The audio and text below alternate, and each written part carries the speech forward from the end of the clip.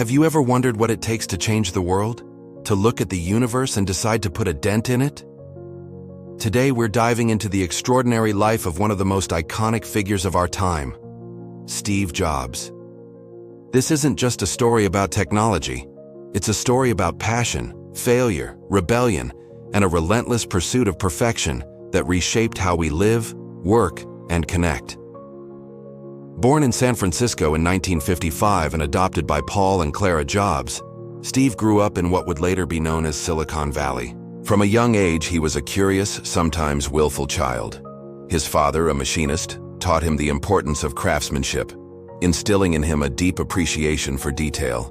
He would show Steve how to build things, and more importantly, how to care about every single part, even the ones no one would ever see. This lesson became a cornerstone of Apple's design philosophy. As a teenager, Jobs was a classic counterculture kid of the 60s and 70s. He was fascinated by electronics, but also by spirituality and Eastern mysticism. He met his future Apple co-founder Steve Wozniak in high school. Woz, as he was known, was a true electronics wizard, a genius who could design computer circuits with an elegance that few could match. Jobs, on the other hand, was the visionary. He saw the potential in Wozniak's creations, not just as tools for hobbyists, but as revolutionary devices for everyone. After a brief and unconventional stint at Reed College, where he famously dropped out, but continued to drop in on classes that interested him, like calligraphy, Jobs traveled to India. He was searching for enlightenment, a journey that profoundly shaped his minimalist aesthetic and intuitive approach to design. That calligraphy class? It's the reason your Mac has beautiful proportional fonts today. He believed that even the tiniest details could create a powerful emotional connection. Returning to California, the two Steves got to work in the legendary Jobs family garage. In 1976, they founded Apple Computer. Their first product, the Apple I, was a humble kit for hobbyists. But it was the Apple II, launched in 1977, that truly changed the game. It was one of the first successful mass-produced personal computers, designed as a complete, user-friendly package. Jobs insisted it come in a sleek, custom-designed plastic case, a stark contrast to the clunky metal boxes of the time. He wanted it to look good in a home, not just a lab. This was the beginning of Apple's fusion of technology and design. The company grew at an explosive rate. By 1980, Apple went public, making Jobs and Wozniak incredibly wealthy. But success brought new challenges. Jobs was a famously demanding and often difficult leader. His passion was a double-edged sword. It inspired immense loyalty and creativity, but it could also be intimidating and abrasive. He pushed his teams to achieve what they thought was impossible. His next big project was the Macintosh. Introduced in 1984 with a now iconic Super Bowl commercial directed by Ridley Scott, the Mac was a revolution.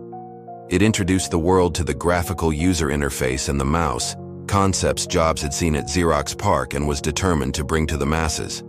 The Mac's tagline was, "The computer for the rest of us." It was built on the belief that computers should be intuitive and empowering, not complex and intimidating.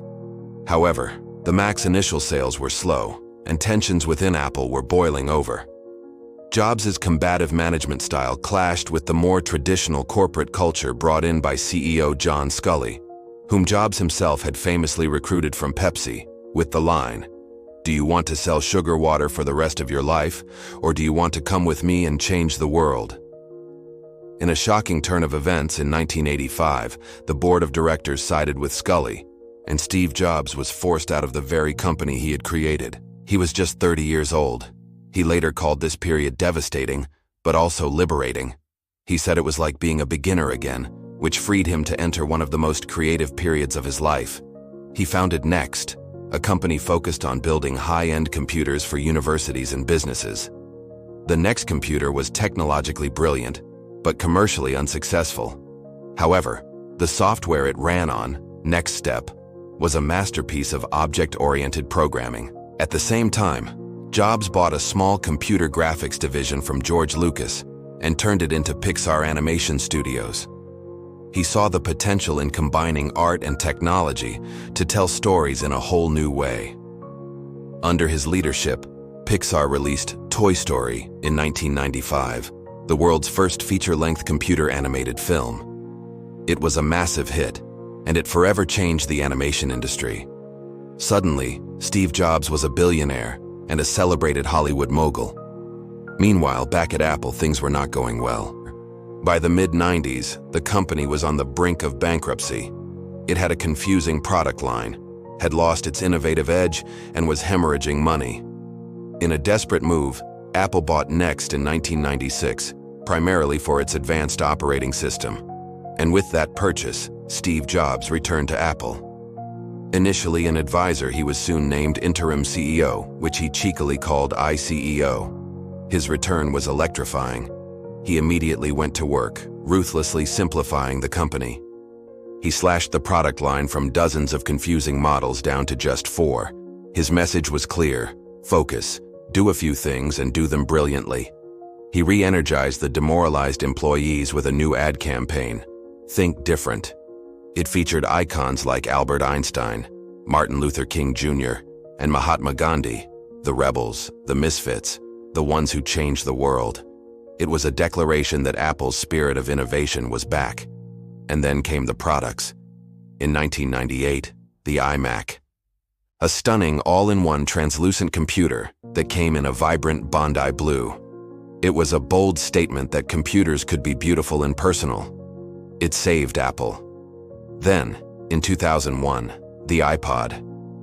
It wasn't the first digital music player, but it was the first one that was simple, elegant, and could hold 1,000 songs in your pocket.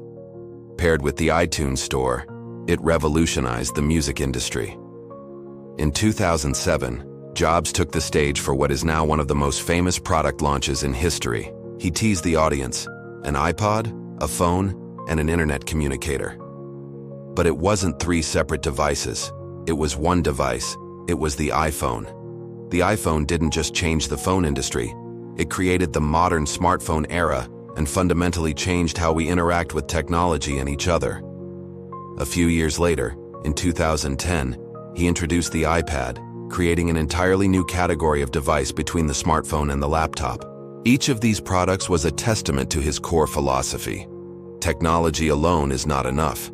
It's technology married with liberal arts, married with the humanities, that yields the results that make our hearts sing. Tragically, throughout this incredible resurgence, Jobs was battling pancreatic cancer. He faced his illness with the same intensity he brought to everything else. He passed away in October 2011 at the age of 56. The world mourned the loss of a true visionary. Steve Jobs' legacy is not just the devices in our pockets or the company he built into the most valuable in the world. It's a way of thinking. It's about having the courage to follow your intuition, to insist on quality, to believe in the power of great design, and to never settle.